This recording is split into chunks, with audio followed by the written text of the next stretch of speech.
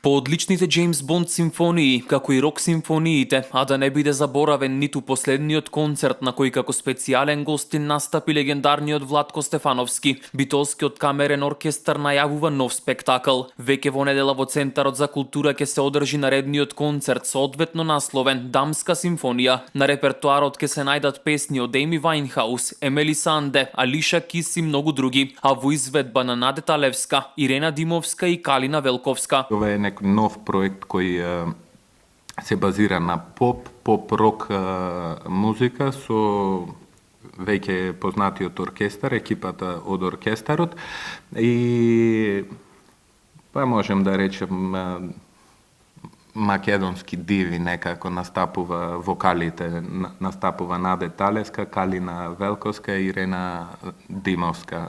Мислам дека повеќето се запознати со квалитетот кој го поседуваат овие изведувачи, така да ќе ни биде огромно задоволство заедно да уживаме во цел тој спектакл кој ќе се случува во недела. Концертот доаѓа и како еден вид подарок за роден денот на Центарот за култура, чија зграда беше пуштена во употреба пред 37 години. Центарот за култура Битола, е формиран, е започната со градбата во 1900 на 15 март 1975 година и за 5,5 години, е изграден и на 10 октомври 1980 година е пуштен во употреба како спомен дом на културата.